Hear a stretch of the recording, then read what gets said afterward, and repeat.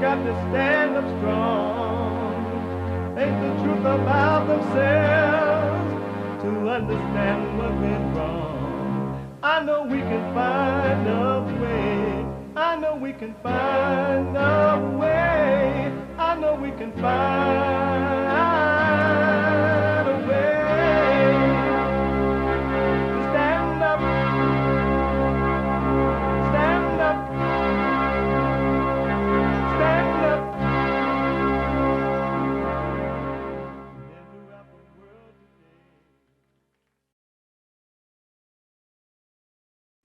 It's a spiritual battle. And as a result of it, the weakness of human beings, I'm losing my country's gone.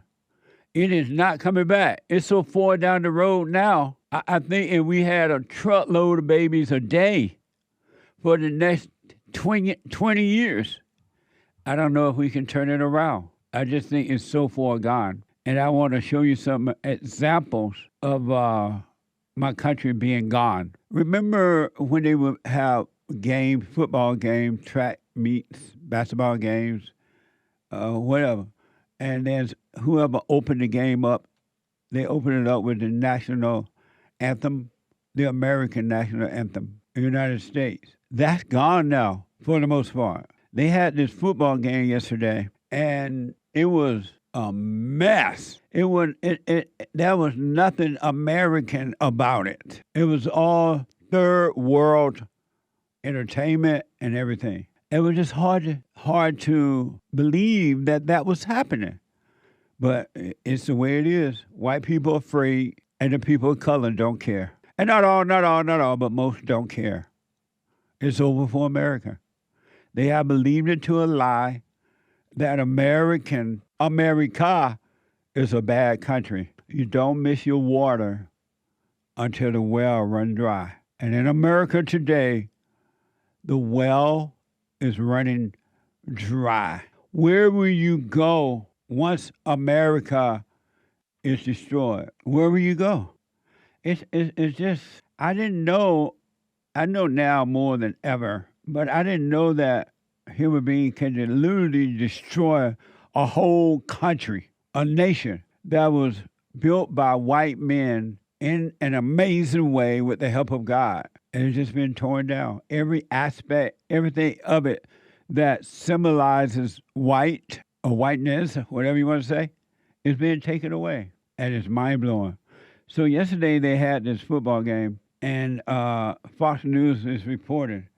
They had this so-called singer there, a person by the name of Jones, Coco Jones or something, and they performed.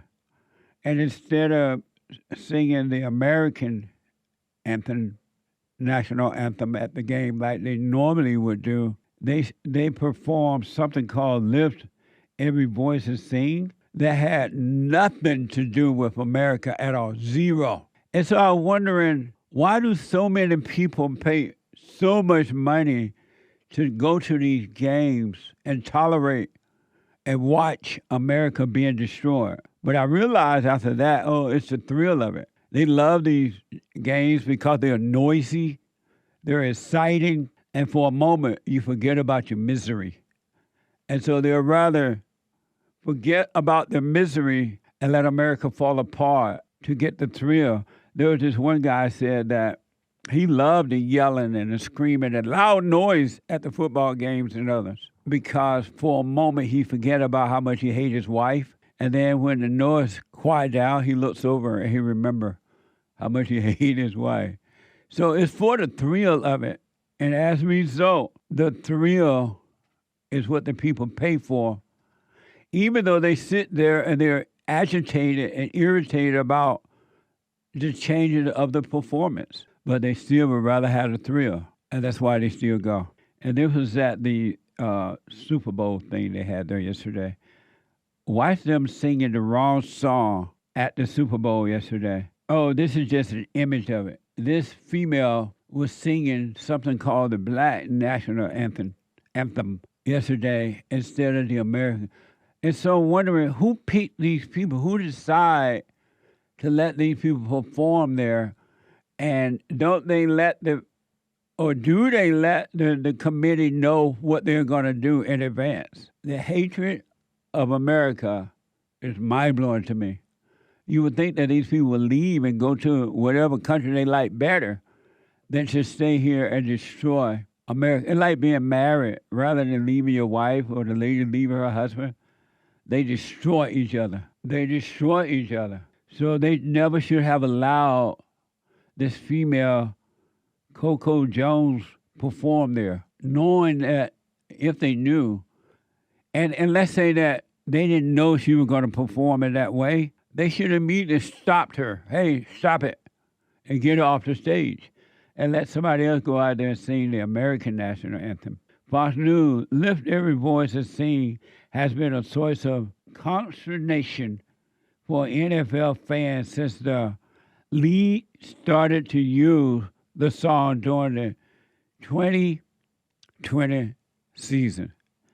So they already upset about it, but they still support the team. They still go. They pay buku money just for a thrill. And then it's a thrill knowing when these people do this, because if people get mad at them for doing it, another thrill. My country is no longer Tears of Thee. It's amazing to see it too. And it's amazing to see that the so-called people of color are the ones who are doing it. Supported by some liberal white people too, maybe some conservative who are afraid of the people of color. People of color, they're afraid to correct them. What a mess.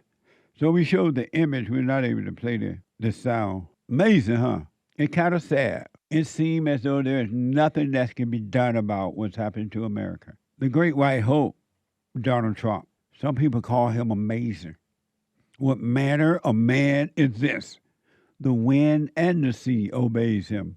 Some people call him king, and they hold king rallies around the world, not just around the country, honoring the king. And some people call him daddy. Your dad is home.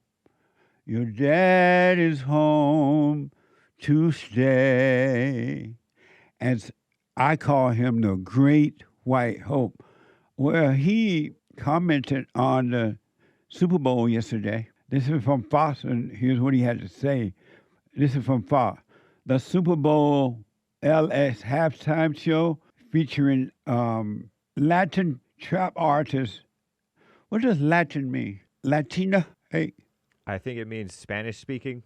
Correct me if I'm wrong. Yeah, Darren told me Latino Spanish. Why they let the Latin people sing that? Latin American? Latin American. Oh. Which is like south of the border. Featuring Latin trap artists. Oh, this is a different person than the Super Bowl person. I mean, the black female. So there was somebody named Bad Bunny that performed there. And the Great White Hope, according to the Fox News report from Fox News, saying that it was the worst Super Bowl ever. The Super Bowl LS halftime show featuring Latin trap artist Bad Bunny was the subject of immense criticism from Americans on Sunday. President Donald Trump called it the worst ever. Watch it from Reuters. Donald Trump has had his say on the Super Bowl halftime show, led by Puerto Rican singer Bad Bunny, and he wasn't a fan. Posting Sunday on Truth Social, he said the Super Bowl halftime show is absolutely terrible, one of the worst ever. It makes no sense, is an affront to the greatness of America, and doesn't represent our standards of success, creativity, or excellence. Bad Bunny headlined the 60th Super Bowl halftime show at Levi Stadium in Santa Clara, California, just a week after winning Album of the Year at the Grammys. He was joined by Lady Gaga and Ricky Martin, bringing Spanish-language songs and reggaeton rhythms to the top American football event. His appearance has provoked conservatives, coming after he publicly criticized Trump's deportation policies and supported Kamala Harris during the 2024 election. Weeks before the event, Trump called his selection as the Super Bowl halftime act absolutely ridiculous. Is this guy, what does trap artist mean? It's a type of rap, right? Isn't it a type of rap-ish? Yeah. Related anyway? Evolution of hip-hop down the road, right? Did they have any normal white people performing there? I am not aware of any normal white people there. And did So there was no American singing or anything? Right. What they thought this thing was happening in Mexico or somewhere? Well, he's Puerto Rican. This guy is? Yeah. So he is an American citizen? Right. Unfortunately. Nah, I'm kidding. Bro. Shout out. He said he would do this too. He said would- he'd do it in Spanish, and then too bad, you better learn it, because in a few years we're gonna like basically replace you. I'm paraphrasing. He didn't say that, but He's kind of like Cortez, Sandy Cortez. She's Yeah. Puerto Rican too, right? Although he was not raised in New York City like she, or whatever. What, when did he say that? let me get you the source. But he did say he basically told America like, too bad, so sad. I'm doing this in Spanish. I had heard something to that effect days or maybe even weeks in advance of his half of the event. So who decide who's gonna perform at these events? I looked that up on AI, Grok, okay? Hey, I I don't know. disclaim info may be false, but the NFL, whoever that is, Roger Goodell, I don't know, combined with Rock Nation, which is the company owned by Jay-Z, and they say that Grok, now I disclaim, maybe false, Grok says that Jay-Z has the final word. He can veto or whatever. Really? Oh, it's You know that- over. That rapper. Jay-Z, that's Beyonce's husband, right? Indeed it is. So She did a horrible Super Bowl halftime show about 10, 15 years ago. Isn't he black? He is. Why would they let him be in charge of deciding who's going to perform?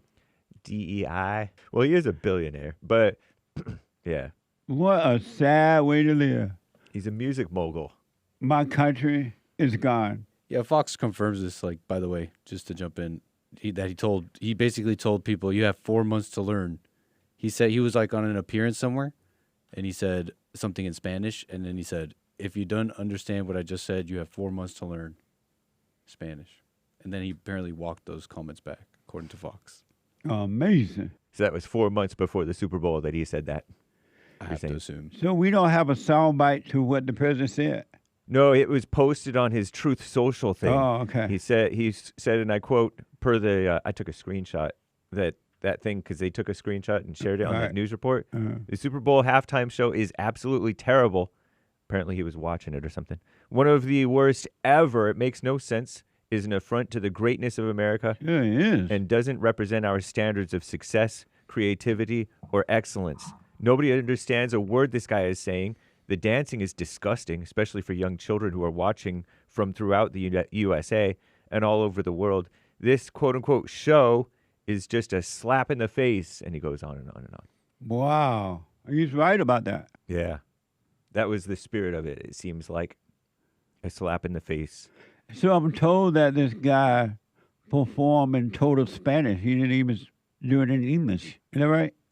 That's what I heard. I don't know. Yeah, I don't know. My producer told me. I think the last word of the song, he spoke one English stuff. Like God Bless the USA or something like that. Amazing. Bad Bunny closed out the Super Bowl performance with a billboard behind him saying, the only thing more powerful than hate is love. Oh, there it is behind him. Sort of obscured by the flags. Oh, there it is. The only thing more important than love. Well, he doesn't have any love. How he know that? This is the type of thing that Martin Luther King said too, Junior. What a mess. It is awful, folks. 888-77-53-773. 888-77-JESSE. It's amazing to me that the people of hate with no love or anything are the ones that are hated and pushing hatred, but yet they're blaming it on the white people. The haters are blaming it on the people who do not hate them or hate anyone, really. They are hate they have to overcome, but it has nothing to do with that. And the haters are pushing hate in a Christian country and getting away with it. And most people are like the president are afraid to say, no, this is not going to happen. Let's go to Tony out of California.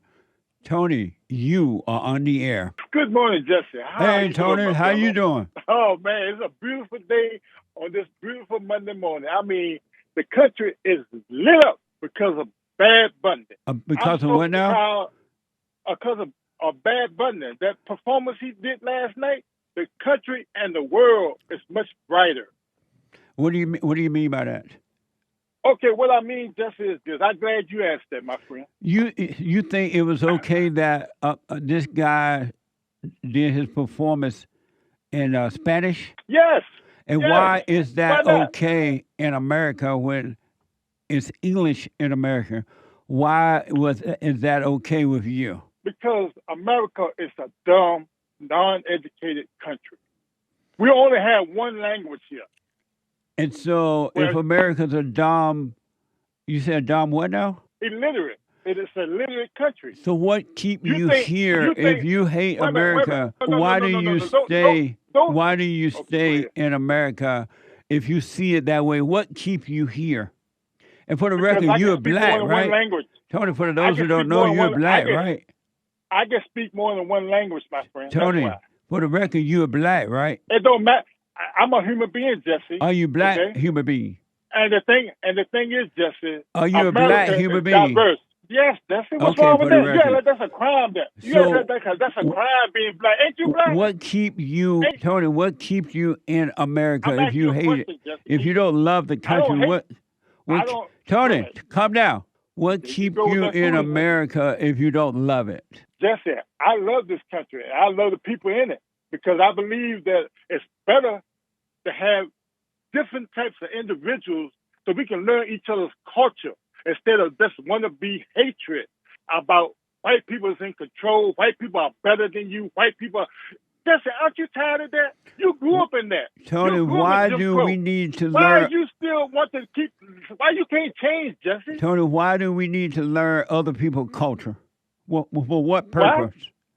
So we can get along better, Jesse. But how that's going to make? How would that make us get along better? How is that going to? God made let me ask you this. This guy singing. This guy singing Spanish at the football game in America. How is that helping America get along better? Because you know why? Kid Rock was singing about molesting girls. He got a song about come back to this man that's in the bed body. How is that? Wait a minute. No, let's talk, brother. Tony, I'm going to let you go. Because you just yelling and screaming. I'm asking you, how did this guy that performed yesterday, how is that speaking in Spanish, the whole song in Spanish, according to the report, how did that make America better? It can teach you how to speak Spanish, Jesse. How is singing a song? It can teach you. It didn't teach anyone how to speak Spanish. That's not how you learn Spanish. Get into the rhythm, Jesse. Do you know how to dance, Jesse? Get into the rhythm, Jesse. Tony, all your life. Yes, Jesse, go ahead. I'm telling you that. I'm asking you a question that you're not. How did that? I'm asking you a question. I'm answering it for you. Tony, I'm not going to argue with you. I'm trying to get understanding. Well, calm down.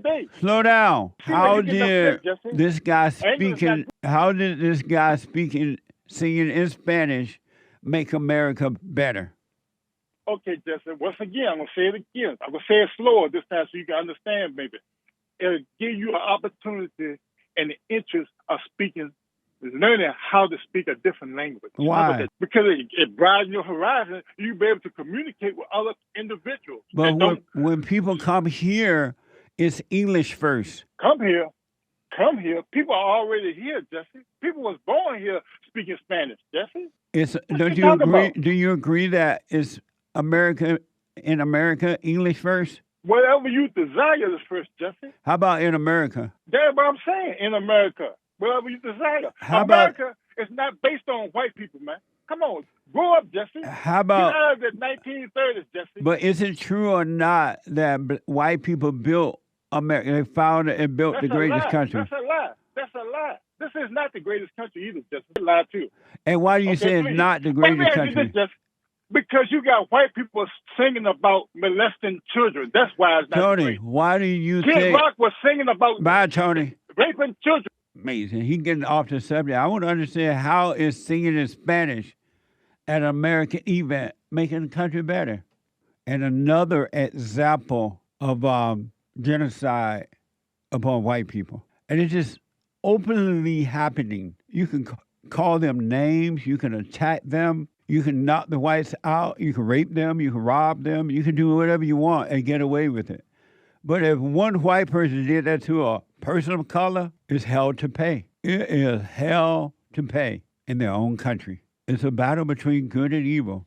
It's spiritual. I want to give you a quick example, then I get to your calls here. Of 88877, Jesse, of white people being attacked. And there is a genocide. And it's just, nothing's being done about it. I remember years ago warning white people, y'all better speak up. Don't be afraid. You're not to blame for slavery and all that mess. There's nothing to feel guilty about. And they didn't speak up. And look what's happening. Here's an example of the genocide. This is from Right Angle News. A New York woman is going viral after being repeatedly harassed by a group of black females, they said women, on the subway, only to drop the N-word on them as the subway door closes. Watch this from Right Angle News. Watch this. Somebody hit you and you're supposed to beat they ass. Bye. Hey, Taco. Next call. Look at that wild animal. That's not human. That's not normal. Look at the black. Look how they, according to the report, this whole group of people attacking this one lady. She used the so-called N-word, and they act like they're so upset about it. It's all an act. It's not even real. They're not upset about that. It's just another opportunity to attack white people. There's no love in that at all. HEIDI is a first-time caller out of Canada. HEIDI, you are on the air. Jesse. Hey, HEIDI. Hi. Hello. How are you? Great. How are you? Amazing. All is well. Good.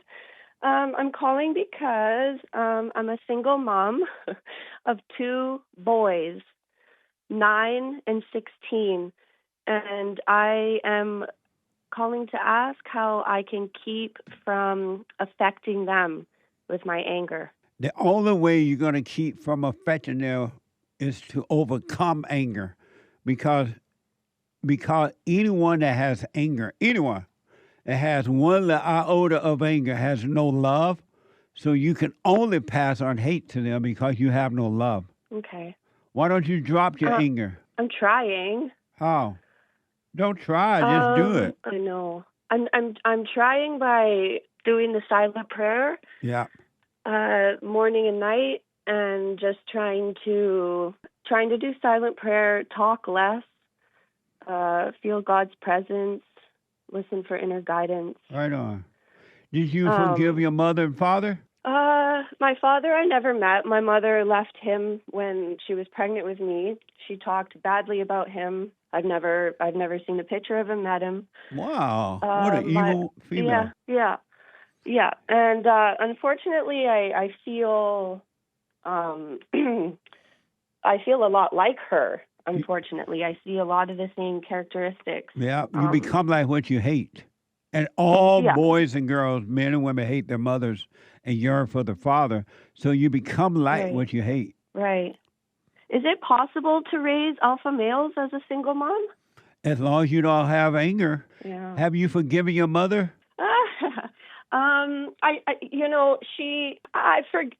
She gave me away to the government to foster care when I was 12 years old.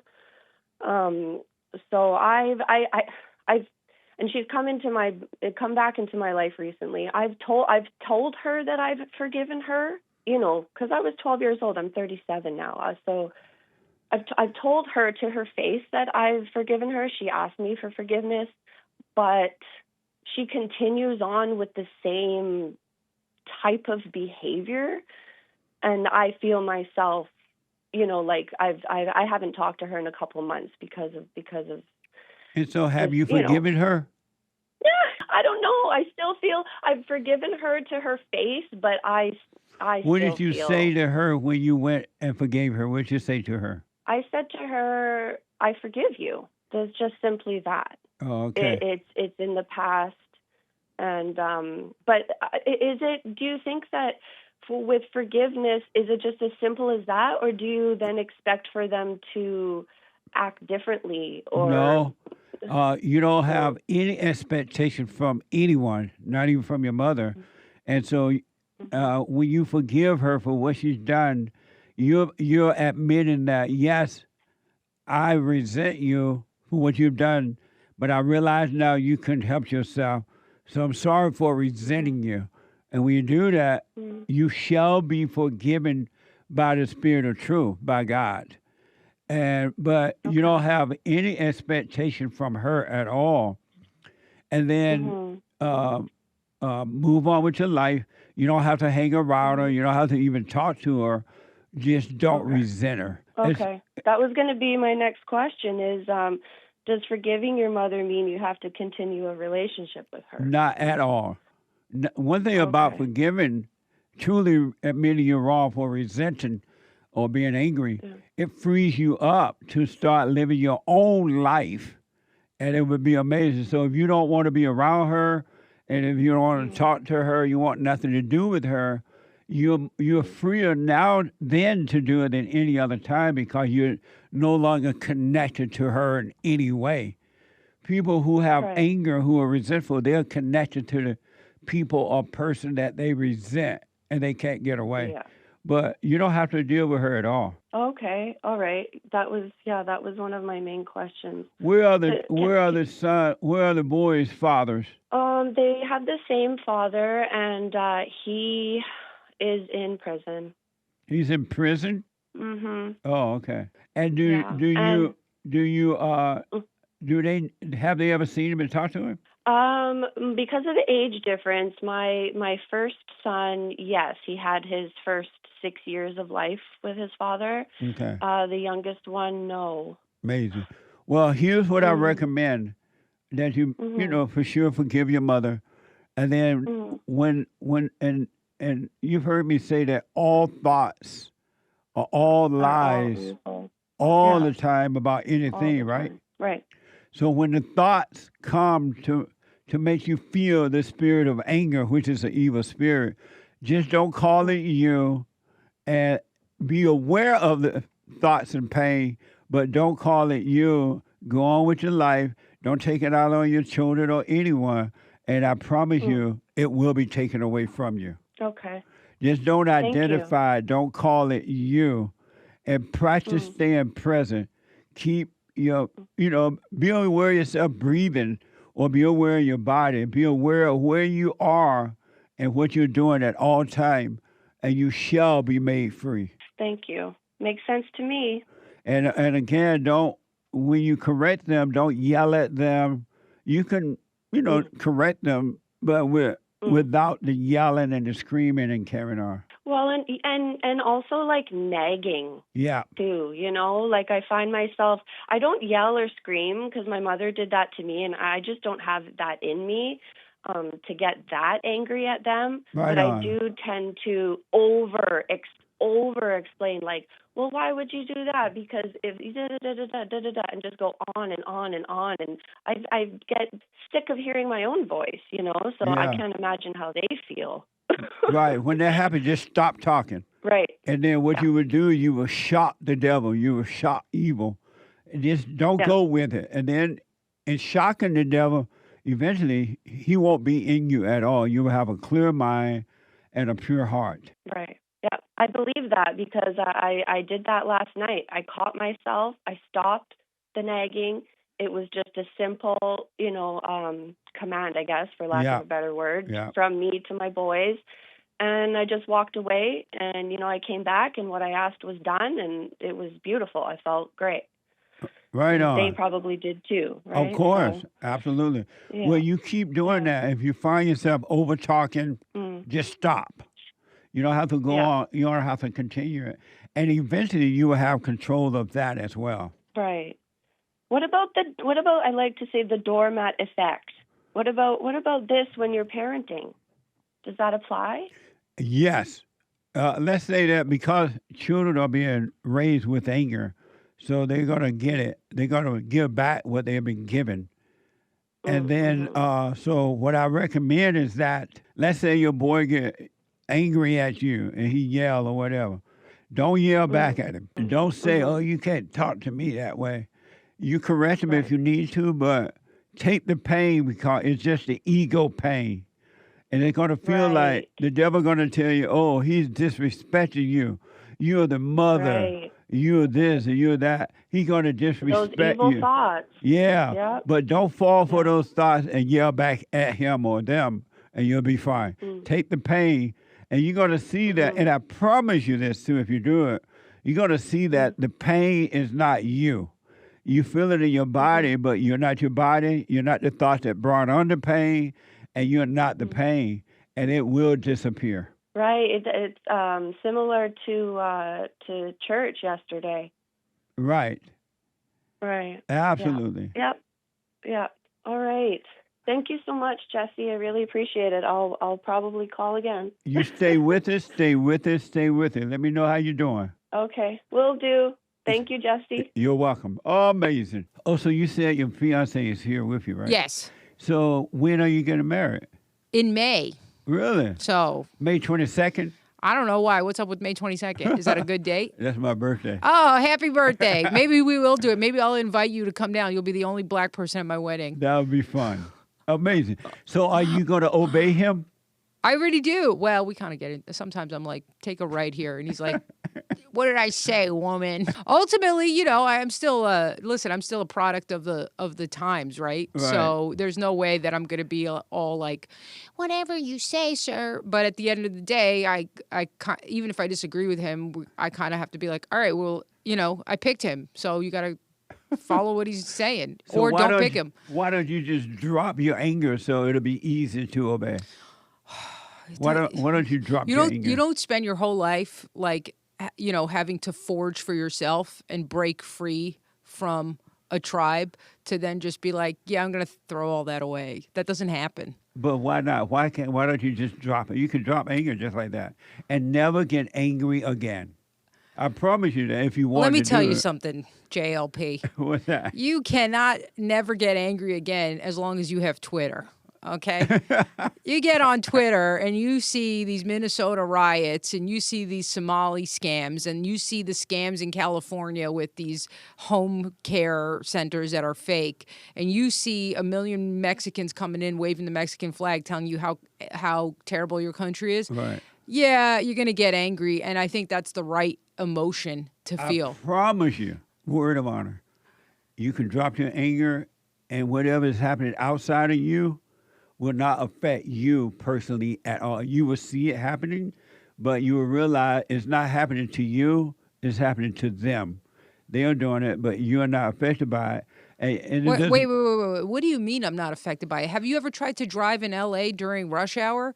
It's a mess. That's all the Mexicans in their little Toyota pickup trucks running around doing scams. But you still won't be affected by it. Oh, absolutely. Now I got to add an hour into my commute and now my insurance, my health care has to go up. It's a mess. My car insurance has to go up because none of them have insurance. Sure, you're being affected by it. Amazing. I don't think there's anything wrong with anger. I think it's really? I think there's something wrong with pathological anger. I think there's something wrong with getting angry for every little thing. But what's anger good about anger? Well, it's letting you know that something's not right. With you, though. Not necessarily. It's letting the angry person know that something's, whether male or female, no matter the color. Let me ask you a question. But it's letting the angry person know that there's something with them, inside of them. I disagree. If somebody molests your kid, and isn't that something to get angry about? Nope. We have a different understanding. There is never, ever, ever, ever, but never, ever, never, never, never, ever, ever, ever, ever, never a reason to be angry. So, but that doesn't mean you won't take action. If someone hurt your kid and you need to take action, you know, send them to jail or whatever you have to do, you will still be able to do it and not be affected by it inwardly. I promise you that. Yeah, I disagree. You're not going to do anything about it. And I know I'm a woman. I'm supposed to defer to you as a man. But in this case, I'm white, so I'm going to use that one. So we're going to trump it. No, I would disagree because I think that anger is our human biology like stirring us to action. Maybe some people get to a level of enlightenment where they could take the action without the emotion. Yeah. But I think it's stirring us. I think a lot of times what anger is telling you is a boundary's been violated. And like, think about it now, right? With all these, like the Super Bowl, right? You had. I was going to ask you about that right now. You watched the halftime Super Bowl No, thing? of course not. I'm not going to let myself get programmed by them. But I've seen the photos. Oh, okay. What do you think about Bugs Bunny? Bugs Bunny. And that black lady singing something called the Black Nat'l something, and then Bugs Bunny performing it in Spanish. Yeah. Well, first of all, it's a humiliation ritual. They are telling you, we've invaded your country, we've taken it over, and you're not going to do anything about it. And you have a bunch of moronic American men sitting around watching it, getting drunk, eating disgusting food, going, oh, well, maybe my team will win. And you're like, they're like destroying your country. Yeah. And you're watching this humiliation ritual and you're clapping for it. Honestly, like, you deserve to be a slave. Yeah. Because you've made yourself one. You have consented to slavery. And it all could change. It all could change if people pulled their attention from this stuff. Absolutely. Stopped watching. Where's the NFL going to get their money if nobody's watching? Yep. Nobody's tuning in. Nobody's coming to the games. That's what I said. Let the Mexicans go watch the football. They don't care about football. Right. Let the Puerto Ricans go watch the football. You don't even have, I mean, as hard it is to believe because they procreate at such a fast rate, there's not enough Puerto Ricans to keep the NFL going. Amazing. But I said that this morning. I'm like, what make the American people pay it's a lot of money to watch a game, and then this is happening right in front of them. They're telling they still you. Pay and go. They're telling you. We own your country. We've destroyed, and then they have the audacity to say things that are so blatantly false. To me, this is a satanic inversion of the truth. It's what you see with these demons, where they will boldly lie. This is so this group of the ruling class is a group of narcissistic pedophiles who are psychopaths. And psychopaths and narcissists will lie to you right in front of your face. You could catch them with somebody they're cheating on you with, and they'll lie to your face and tell you that you're crazy and you're obsessed. Well, what's wrong with the white people, that the men, especially the men, that they won't speak up about this and say no? If the men said no to this, it would be over already. Yep. What's wrong with them that they don't say no? Well, I think there's a couple of things. It's the same way. It's like the same question you asked me about what's wrong with these white liberal women. Yeah. I think is a very similar thing that's happened with white men. At least these like liberal men, right? And also these men that have sort of just checked out in a way. They have just gone along to get along. Same thing. You know, if you turn on the news and you watch the way they cover anything and you know the truth, you go, this is such a lie. But if you don't know the truth, you think they're telling you the truth. And then you think that everybody else believes this. So you're like, well, I don't want to be the one guy who doesn't. So I think they've been placated. And I almost feel like a spell's been put on them, over time, slowly. Like, watch the football and the music and the movies. And it's constantly going on in their consciousness that now they have a perception of reality that is blatantly false. That everybody thinks this is okay. Yes, the Puerto Ricans built America. Don't worry about it. Don't ask questions, And they don't want to be the ones who get targeted for it. That's what I think. They don't want to stand up and get targeted. But by not standing up, it's just going to get worse. I mean, it's just going to get... Nick, pull up this soundbite, 093. Let me take a quick break. Sure. I want to show you something and get your response to it. Let's do it. Okay. Yeah. Let me take a quick break. 888-7753-773. Back in a moment. Check out Punchy's Coffee. I have my own coffee now. Punchy Coffee is good. Every bag is roasted to order. Freshest flavor. Top quality. Specialty grade beans. Good. Every dime goes back to Bar, my nonprofit. And we are rebuilding the family by rebuilding the man. So when you're drinking coffee and enjoying it, just know you're helping somebody. Amazing coffee. Punchy has his own coffee now. What the? And it's so good. All the way from the plantation to my own coffee. Who would have thought? Did that coffee come from the plantation? Did I pick my own coffee? Check it out. Go to rebuildingtheman.com, rebuildingtheman.com/stores, and get Punchy's coffee. Okay, welcome back. 888-7753. 773-888-77 Jesse. And so I'm talking to Leonarda Jonie.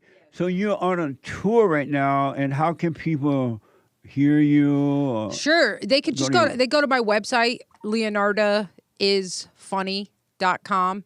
And I've got my tour schedule up there. I've got all my social media links. And I mean, if they type in Leonarda is Funny anywhere, they'll find me. Instagram, YouTube, X. But yeah, go to my website. I have my whole tour schedule there. Right on. Yeah. Okay. I want to play a soundbite for you and get your response to it. Let's do it.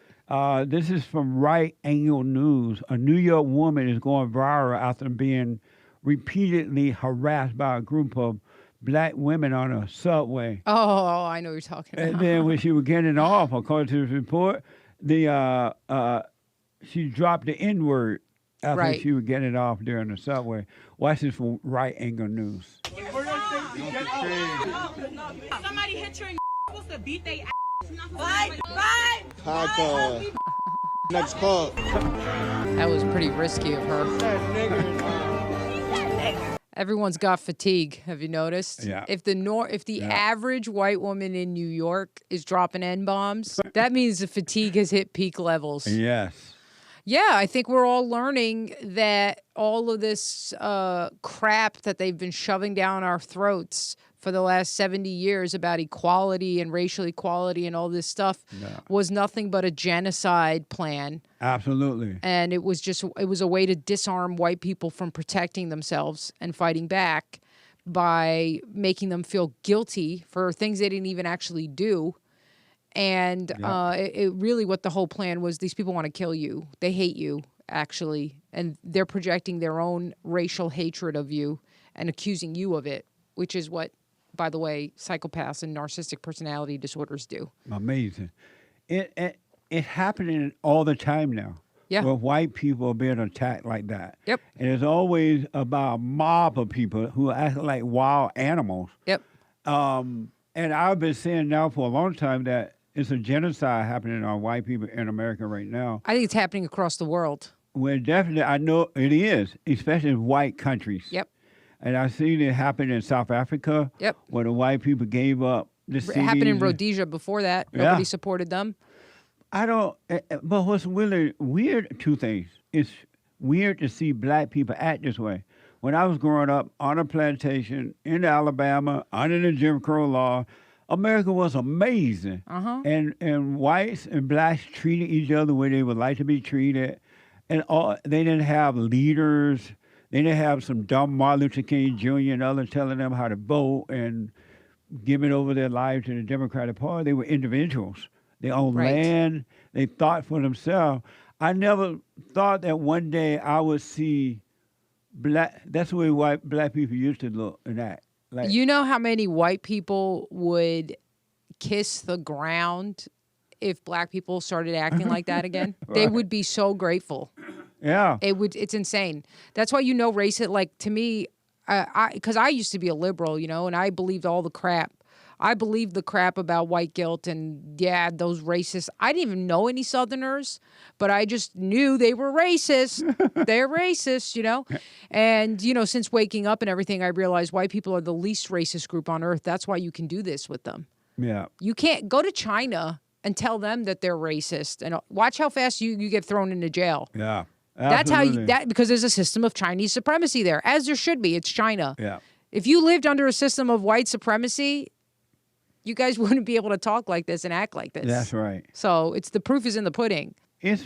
They would call this woman a bitch and everything. I know, but as soon as she says that, all of a sudden, They're looking for a reason. You know, they hated her for whatever. She's white. She Right. did something. She's white. Just because she's She's white. white. She maybe bumped into someone by accident, and that's it, because they're looking for any reason. And she could not have done anything but just looked over at them. Yeah. What are you looking at?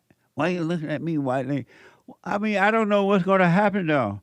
What's wrong with the whites? Well, if you want to know what's going to happen, just go look at the countries that this has already happened in. Go look at Rhodesia. Go look at South Africa. Where are the whites there? Rhodesia, they're basically gone. Now it's Zimbabwe. Now they're all starving to death, which, seriously, I don't give a... You know, I'm going to censor myself because I know you're Christian, but I'm a New Yorker, so that's just like drinking water for us, you know. But I'm like, good. I'm like, you should all starve to death. You should row. Absolutely, You should see, reap what you sowed. Yeah. Right.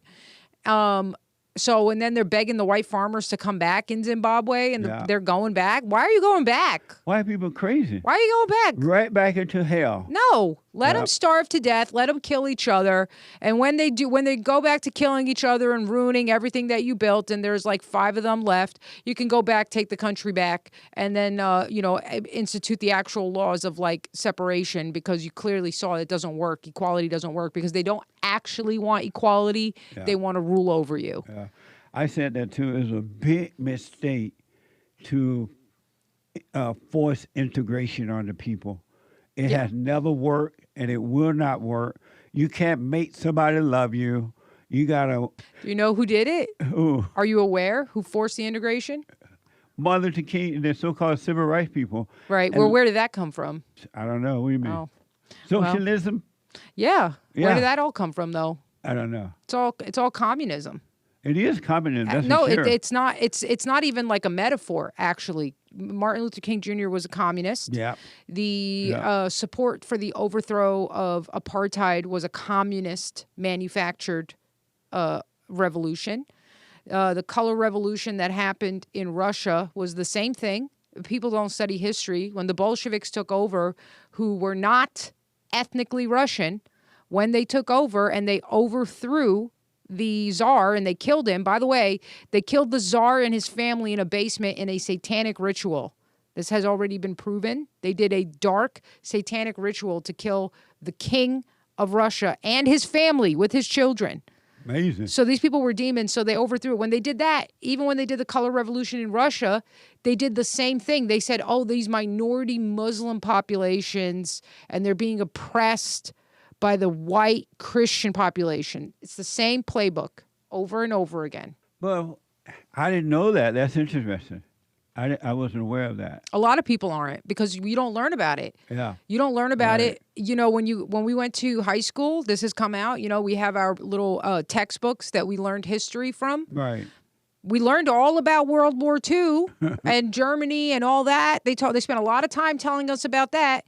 Zero time talking about the Bolshevik Revolution and the Marxists, and that the fact that they've killed over 100 million people. No time talking about that. Amazing. Well, why would that be?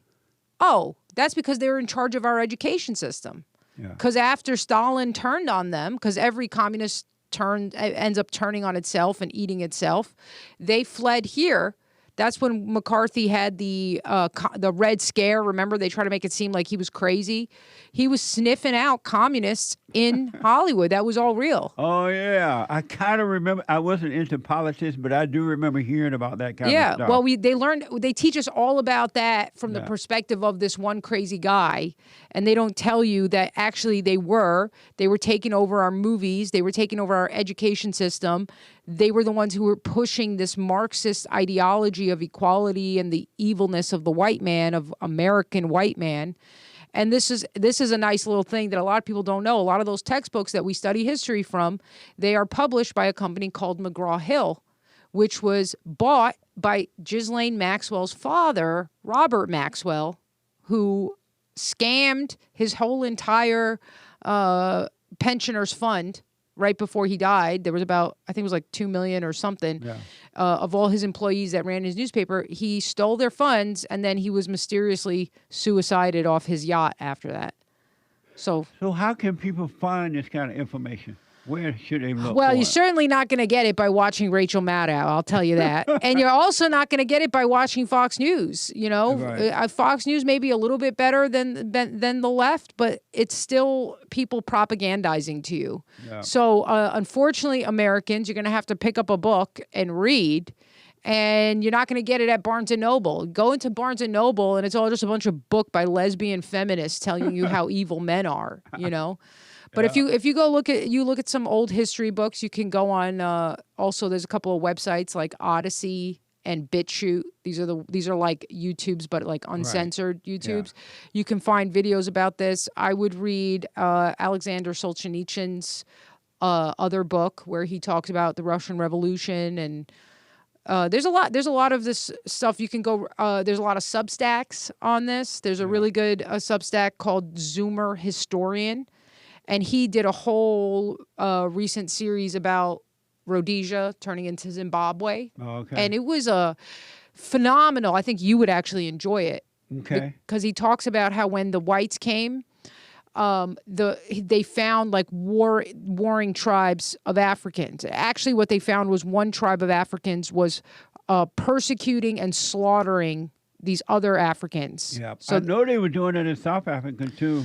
Yeah. When the Arabs went there and bought the blacks from the South Africa, other blacks over there used to sell black people, use them as money when they wanted to buy cows and things. Yep. They would use other black people as money. Well, they had purchase something. People don't. So this is the unfortunate thing about slavery is that it didn't let you understand your genetic lineages because not all black people come from the same tribes. Right. So when they went down there was the Bantu who are extremely violent. And they're nomadic, and they'd go through different regions of Africa, just killing the tribes. And one of the other tribes that the whites, the Englishmen, came down when they founded Rhodesia, was they were just kind of like blacks who just wanted to live their life, like kind of like farmers, you know, and they were getting violently brutalized by these Bantus. So when the whites came, they were like, oh, thank God. And what they said is, we will work for you if you protect us from this group. And they would still get killed or whatever until eventually like those blacks were like, hey, this is our deal. And then the whites started fighting them to protect these people that they had promised. Yeah. Well, it is a mess. The world's a mess. And hey, come and read this super chat you have for her. For Leonarda. Why hate is coming in. What I don't understand about white people is that they're really talented, they're innovative, motivated. But when it comes to protecting themselves from evil people, they seem to lack the motivation, the drive to do that. Yep. And I hear a lot of white people complain, especially now, that the Jews, for example, they're afraid of the blacks, but now they are saying that the Jews control everything. And that may or may not be true, but they're saying that they do control in America. Mm-hmm. What is wrong with the whites that they're not self-motivated they work hard, and they really provide, they love that first-class life. And I have this is what a black guy calls the first class life: peace and quiet. That's right. They like this first class life. Their parks are clean, and they go to bed at 10 p.m. This is a first class life. What's wrong with them that they're not motivated enough? Let's say the Jews control everything, right? Which they do, but okay. Right, but what in their own country though? What's wrong with the white people that they allow those kinds of things? How did they get there? How did they get to that place? How did the Jews get to the place where they control everything? The white people let them. How? Because by not doing anything. No. I don't know what you mean then. Well, because the Jews were shut out, right? These were Anglo-Saxon institutions, and the Anglo-Saxons had rules. They said, no Jews, no blacks, no Spanish. They use a different word, which I won't say for you. They said none of these groups, and they were exclusionary. I remember, now that I understand what you're saying, because when I was growing up in Alabama, blacks went to black schools, white people went to white people's schools, and when they finished high school, they would go to black colleges and because blacks were more creative and innovative back then than they Right.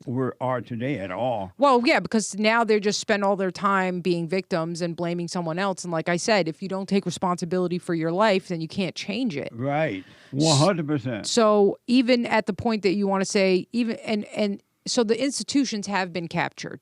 Right, but why though? Why did they let that happen? Why are they letting it happen now? Right. No, that's the question. If we think about it. No, that's a question. Right. But it's what has happened to them. So if you look at the psychology and programming that has happened for at least the last 70, almost 80 years, it has been a constant barrage of guilt being put from a young age. Think about from how young you are when you start going to school and they're telling you, same thing that's happening to women though, right? Yeah, absolutely. From a young age. So people are like, oh, the problem, you can't send women to school. I go, that's not the problem. Right. The problem is, what are you teaching them when they go to school? You can't get upset that the people that you've taught are coming out doing exactly what you've taught them to, whether you knew it or not. Yeah, sure. You know? So it's about what are you teaching them? And our institutions have been captured by people that hate us. And that what they've done is they've broken any kind of white identity. What happens if white people want to advocate for their own people? What are they called? Racist, white supremacists, Nazis, right? Right. So the state has a monopoly on violence. But why do they own this country? White people, this country is founded by whites. Yes. Why do white people care about what anyone call them? You know what? Fine, call me whatever you want. I own this. You're not going to get it. Right. Well, I think they're coming to that point now that they realize that it was actually all just a manipulation tactic. Oh, okay. Now we have to understand that people's greatest strength can also be their greatest weakness if you use it against them properly. Yeah. And I believe that is what happened with white people, because white people are so deeply empathetic, like they feel for other people, that they can identify with other people who aren't even like them. Don't even like them. They hate them. They still identify with them. Well, the thing is that this is the way that white people survived in harsh climates, which is where we prospered, right? Think about the Norwegians, like where are they, right? So that you can't survive in a climate like that without, a sense of empathy and helping each other. Those are the people who are going to survive, right? So then that ends up being programmed into you to have deep empathy. It's a survival mechanism. And now you put them in an environment with people who don't have that, who actually come from an environment where in order to survive, you have to take the most advantage of other people. Right. Now, who's going to be at an advantage and a disadvantage then? It's easy to win a game if everybody else is playing by the rules except you. Amazing.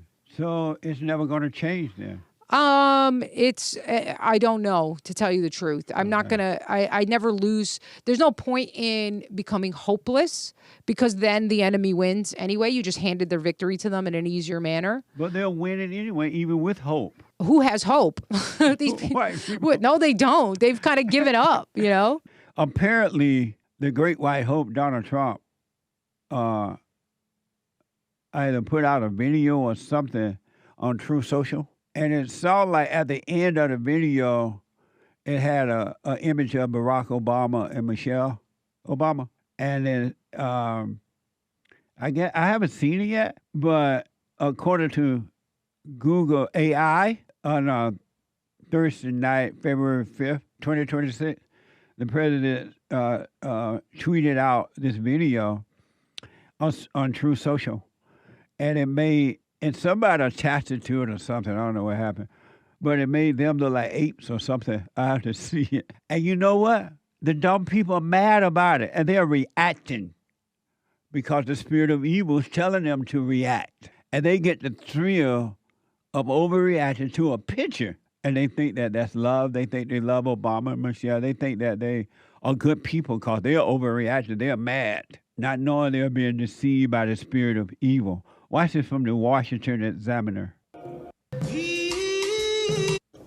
The White House has taken down a Truth Social video depicting former President Barack Obama and First Lady Michelle Obama as monkeys. The White House says a staffer erroneously made the post. it was up for 12 hours. Senator Tim Scott posted to X, quote, "Praying it was fake because it's the most racist thing I've seen out of this White House. The president should remove it." The video was mostly about vote counting technology before scrolling to an apparent AI-generated image of the Obama's faces photoshopped onto two monkeys, a racist trope. White House Press Secretary Caroline Leavitt says, quote, "This is from an internet meme video depicting President Trump as the king of the jungle and Democrats as characters from The Lion King." The clip from Trump's post is not from Disney's The Lion King, as the movie does not feature gorillas or orangutans. Barack Obama's former national security advisor denounced the video, calling Trump a, quote, "stain on American history." The White House has dismissed the video, calling the criticism, quote, "fake outrage." Devils fighting devils. Why can't you just look at that, feel nothing, think nothing about it?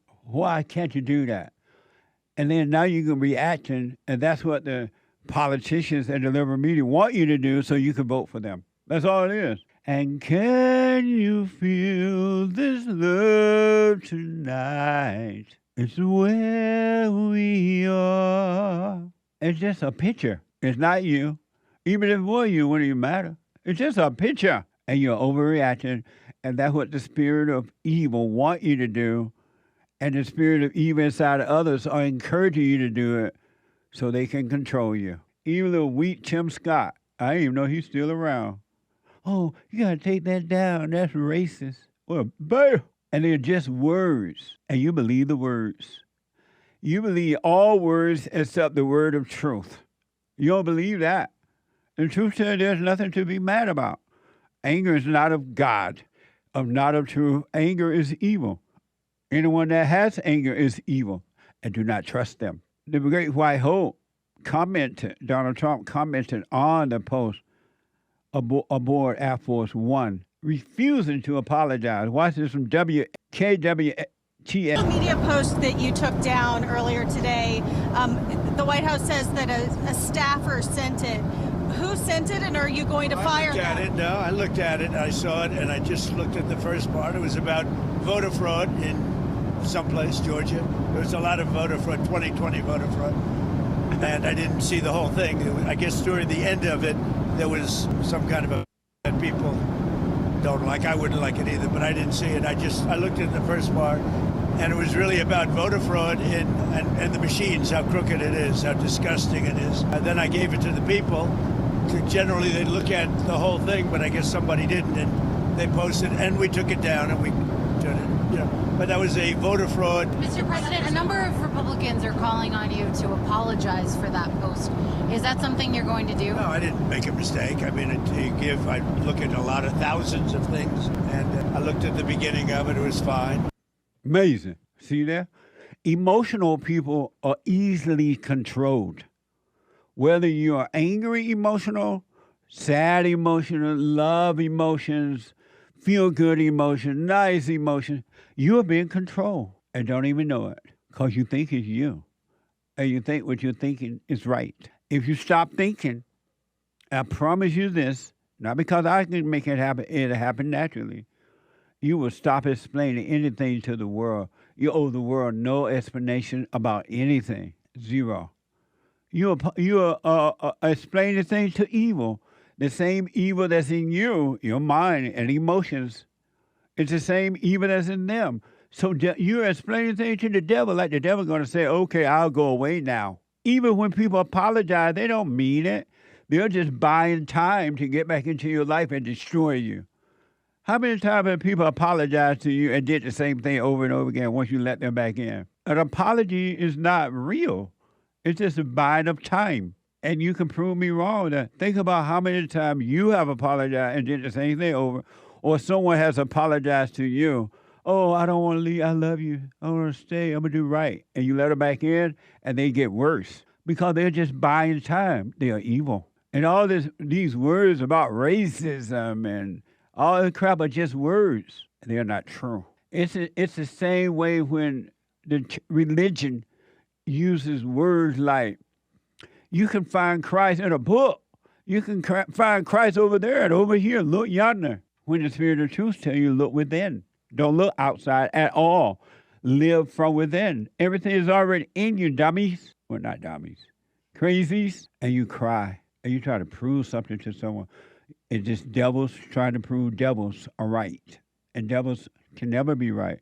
Officials called the post racist. And WGN brought up an old 2008 Vogue magazine cover that critics says depicted LeBron James as King Kong. Remember LeBron James? He used to be a tennis player, I think. I don't know if he still plays tennis. Watch this from WGN News. Racist, horrifying. He should not be our president. All that was line disgusting words. what he did. Disgusting. I am outraged by what he did, and I think it was deliberate. I know they deleted it, but we know that they did it in the first place for a reason. Action came swift and strong after President Trump reposted that racist video on Truth Social. The White House has since taken down the post, which depicts former President Barack Obama and former First Lady Michelle Obama's faces on the bodies of apes. They blamed it on a staffer. Images like the meme posted by the president are nothing new. In 2008, this cover of Vogue magazine sparked outrage from critics who said it made LeBron James look like King Kong. The depiction of people of color as apes goes back to the 18th century, when early evolutionary thinkers described Africans as being closer to an imagined primitive human state. That's just a part of it. Amazing. The action was swift and strong. The actions were weak and pathetic. I love the way the president showed that the election message in that, and they're ticked about that. They're more ticked that the president showed voter fraud than they are about Obama and Michelle looking like monkey in a suit. Really, if somebody had done that with President Trump, they wouldn't care about that at all. Even the stupid Republican representatives who obeyed us and are afraid and living in their imagination, they want power too. Oh, the president ought to take that down. It was more about the election message than anything else, and they don't want you to see that. Midterms are coming up. They want it back in. But because you're emotional, you're reacting too. The devil is encouraging the devils to react, and you do it because you don't know who you are. You're not your culture. You're not what you eat. You're not your thoughts, and you're not your emotions. Here's some dumb black culture analyst said the post will dehumanize. How can a post dehumanize you if you don't exist? Watch this from WGN News. So here to talk about the president's post and the fallout is Michael Eric Dyson. He is a prolific author, media commentator, black culture analyst, and professor at Vanderbilt University. Professor, thanks for joining us this evening.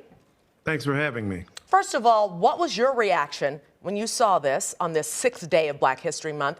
And explain to everyone what the connotation is to have black people likened to apes, the racist connotation, I should say, to apes and monkeys. When he announced that this was Black History Month, he undercut it. He suggested that Black history has nothing to do with a special recognition of black people. It's just part of American history. I wish we could integrate black history into American history and see it as part and parcel, but that was not his attempt. Then secondly comes this racist post, if you will, that dehumanizes black people, and especially the president of the United States of America, the former president, Barack Obama. He already tried to say he wasn't a legitimate citizen. What a mess. I've debated this guy, Dyson. What's his name? Michael Eric Dyson. Michael Dyson, over and over again. Michael Eric Dyson, several times. Intellectual, just intellectual. Intellectual people lost. It is easier for elephant to go through a needle, the eye of a needle, than it is for an intellectual person to enter into the kingdom of heaven within. Intellectual people, rich people who find salvation in money, are never going to find what I'm telling you about. Even some poor people are not going to find it because they're convinced that their thoughts are from God or themselves. Cassandra, as out of, it's funny how these people get upset over stupid stuff, but when blacks kill blacks, and I have some things coming up for you about that, they don't even say anything about it. A 15-year-old girl was shot and killed, according to a story in San Francisco, a black girl. You ever heard anything about it? This just happened recently. Oh, but they're dehumanizing and they love. Jerome is out of New Jersey. Jerome, you are on the air. Hey, Jesse, how are you? All is well, Jerome. Yeah. So, you know. Are you on the speakerphone or something, Jerome? No. Why? Can you hear me? Yeah, speak right into the phone. Okay. Is this good? Yeah, that is. Thank you. Yeah. So, you know, I've listened to you.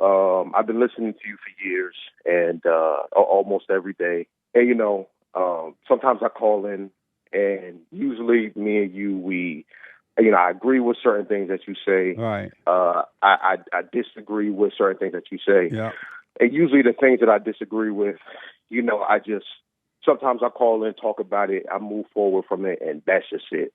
But I think your comments yesterday about Trump's post on Obama's, you know, putting their faces on monkeys, honestly, I think I've lost all respect for you, Jesse. Okay. And what am I supposed to do about that? I think you should honestly consider why you speak the way that you do. You were upset about a post that had nothing to do with you? No, I wasn't about that. I was about your comments toward it. What did I say? I forgot. You said basically you gave every excuse in the book why this was okay, and somehow the people that responded to it or that were angry about it, that they were wrong. And not the president, Daddy didn't do anything wrong. Everybody else did. Repeat that. Everybody else that responded to that post or that were angry about that post, everybody did something wrong. But Trump didn't do anything wrong. What did I say about it? I forgot what I said. Remind me. You said that these are just words, and why does this bother you? And y'all don't really care, and this is all in your head. And basically, no, Trump gets held to he gets no responsibility for what he does. But what was wrong? What I don't quite understand, Jerome, and I do appreciate your call. Why were you bothered? And Trump said he didn't even know that was at the end of that. He did. No, he knew it. You didn't believe him? He knew it. No, I didn't. Nobody. Why didn't you believe him? Why didn't you believe him? Why did you? No, why didn't you believe him? Because he posted it. How would he not know what's at the end of his own video, Jesse? You don't even believe that. He didn't even have time to look at it, he said. And why do you believe that? I neither believe nor disbelieve. I didn't take it either way. But you just said it as if you believed it.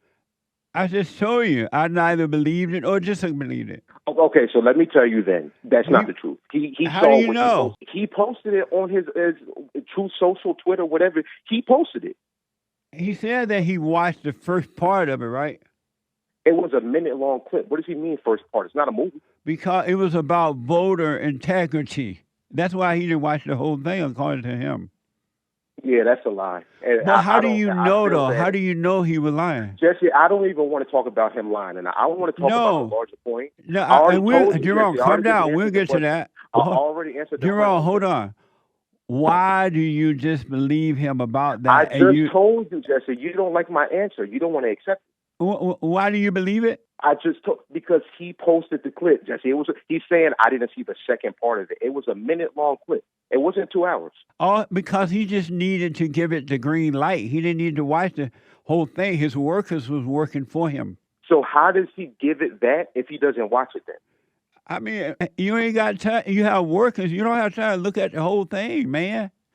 It was about something else anyway. You don't believe this. But let me ask us, why are you so upset about it? It wasn't about you. That's not what I was mad about. What I was mad about was your comments toward it. Because if my comment? I just told if Jasmine Crockett were to say something like that, if Jasmine Crockett were to sit up there and say, I don't like Trump, it would have been World War III. White people, y'all got to take back y'all country, and this is why we don't need women in government, and these black people are here to kill y'all. Yet when Daddy does it, it's all good because you're going to make every excuse in the book for him. And I hate to say this, Jesse. Did you watch the whole video, Jerome? Yeah, it was 1 minute long. Why are you? No, address what I just said. I don't know what to tell you about that. I don't know. I have no answer for that because I don't understand why you're so upset about what I said about it or what anyone else said about it. You won't tell me why you're so upset about it, what I said about it. I keep on telling you, but you won't accept my answer. Did you watch the whole thing? Jesse, I'm not about to keep on repeating myself. I'm sorry, Joe. I didn't hear what you said. We were talking over each other at the point. Yes, I said it was only a minute long. I saw the whole thing. Okay. And Did you see the whole thing? Wait, did you see the whole thing? No, I just saw that part. So how are you going to comment on it if you didn't even see the whole thing? What did I say? Well, what did I say? What did I say that required me to see the whole thing? You gave. Okay, Jesse, you trying to play a game on this phone? No, I'm and I not. don't know why. I appreciate Jerome. I totally appreciate your call. That's why I take them. But you keep on asking me the same thing over and over. I asked you why did I over need and to over. watch the whole thing to comment on the part that I did see. My producer showed me this part, and I didn't have Can you time just respond to what I said, Jesse? What'd you say? Why is it anytime Trump does something wrong, you don't give him any pushback, yet if any Democrat, if any liberal, if any black person, if any gay person, if any person that's not Trump or a white straight male does something, it's like they all killed somebody. That's the way you react. But what Trump did he gets do nothing. wrong? I haven't seen anything he's done wrong. Jesse, what did you do wrong? you Give me playing. one thing that he did wrong. You play. Did you hear anything that I just said? Yeah. So what But did I you said say? that why do I give Trump a pass when he does wrong? And I'm asking you, what did he do wrong, Jerome? Yesterday, I don't want to talk about his past transgressions. Hold on, Jerome. I just want to Hold talk on. about yesterday. Hold on. So what there? Oh, they just reminded me, Jerome. I did disagree with the Great White Hope on one thing. I remember that he was going to let all those Chinese immigrants come in. And I said, the Great White Hope should not be doing that. We need to close down the back door and the front door and clean up the country and put America back to work. And from that point, I disagree with that. What do you think about that? But you agree with the South African immigrants coming in? No. Stay with me with that first before you go to the South Africa. What do you It doesn't said I matter if you never want immigrants. disagree with him, Jerome, and I disagree with that. Do I get a point? You have one example. Do So I you get a have one point for example. that? Do you want one? Yeah. Okay, so you could have that one. So you will disagree with him about So one now thing. you, and he's at been in least you office. can say I have disagreed with him, right? This is pathetic. Right, Jerome? Yeah, sure. If you really need that, and if you want to cling on to that, then you got that. But why Okay. did you? But you agree with the South African immigrants coming in. You No. agree with immigrants coming in. You just didn't want Chinese ones, Well, we need some white people here. not South Africans, Why not? because they're losers. They can't even fix their own country. Who? What are they going to do here? South Africa. They moved out into the white people gave the blacks South Africa inner city area and all that, and they moved out to the farmland, and now they are building their own city where blacks are not allowed. So they do. White people know how to make things right like that. But those whites did it. They had to flee their own country and come here because they're losers and they can't fix their own country. No, they flee because they wanted to come to America, and I'm glad. Do you agree with me that we need white babies? No, I don't. Why not? That is, we need babies. The birth rate is declining. We don't need a certain race of babies. But be honest, Jerome. If only the people of color had children and not white people, would the country get better or worse? I didn't say that. You said that. No, I'm asking you. Why would only people of color have children? White people are still having children. No, they're not. Yes, they are. There's No, more they're white people than declining white in people. numbers. What are we supposed to do about that? That's not our issue. They have to do that. They But have to work on I'm asking you, if only the people of color had children in America, would America get better or worse? I don't know, Jesse. Yes, you do. I can't see into the future, Jesse. No, I don't you know do what know, kids today will Jerome. do tomorrow. I don't know what kids today will do tomorrow. Tell me something that the people of color have done to make America better since white people have given them DEI. You said DEI? Yeah. I don't know what DEI has to do. I mean, black people have done individual things that they wanted to do. I can't Like sit here and what? list off. I can't sit here and list off accomplishments, Jesse. I'm sure they have great You inventions. can't they name build one companies. thing that the blacks have done to make America better since they received DEI is not even a thing anymore. It Trump is. struck That's not it true. down. I know for a fact it's a thing. Where? Everywhere. We just saw you a black judge, a DEI judge. How do you know that she's in there because of DEI? Because she black. But Trump struck down DEI. Otherwise, she wouldn't even be a judge. So do you think Trump struck it down or not? I don't know. That's a good question. I really don't know the answer. Look like You I know heard this, that. Jesse. You reported on it. I heard you report on it. Hold on a minute. Let Let me ask Jared. Hold on, my producer. Jared, did Trump do that? Yes, my producer, he black, told me that Trump did take it down. But that why are DEI you judge talking was about already something in there of the before the past? Great White Hope did that. I don't care about that. And why then, you just talk Jerome, about something in the past? And then, Jerome, even though the Great White Hope has taken away DEI, the liberal white people are still going to be afraid, and they feel sorry for the blacks. They're going to let them in anyway. Is that true or not? You all in your head. This is I'm not. real. Jerome, nobody. Honestly, man, I'm telling you the truth. You know this, Jerome. You black, right? I am black. You know I'm telling the truth, man. Well, so can you there's not a name one thing that the blacks have done to make America better since DEI? Can you name something white people have done? No, you can't answer the question. What a question, man. Can you name something white people have done? You always want to sit here and put down black people. No, and that's not a put down. Black people used to be amazing, Jerome, before the whole civil rights movement happened. They were independent thinkers. They did for themselves. They do that now. They do that now. No, they don't. They can't do it. They blame. They beg. Affirmative action has been against the law in California, but it's still everywhere. Affirmative action and DEI has been struck down. But they don't. But the white people don't obey that law. They still get it black. But Jerome, let me tell you, man, I do appreciate your call. I would encourage you, don't be mad. And I think you need to stop treating that man like he's your daddy. I think you need to be a man. You treating that man like he's your daddy. Who? No, he's a great white hope. No, you call him daddy. I don't call him daddy. I said other people call him daddy. Now you lying on me. I can post clips of where you say daddy's home. That's a song, man. But you said it. You sung it though. But that was in relationship to they calling him. Jerome, hold on. They call him amazing. What manner of man is this? The wind and the sea obeys him. He tells the sea to be, the wind to be still, and it does. They call him king, and they hold king rallies around the world. Some people call him daddy, and dad is home. I call him the great white hope. Is that clear now? No, it's not. But how can I make you? I didn't call him daddy. I call him the great white hope. No, okay. Yeah, and then you sit there and you treat him like he's Jesus, talking about the wind and the seas obey him. But it's a little disturbing the way that you talk about this man. But like, Jerome, as a man, Jerome, let me just say that. But let me just say this. Jerome, let me just say first, and I'll let you say that. Go ahead. The world obeys Donald Trump. He told the world to be still, and the world be still.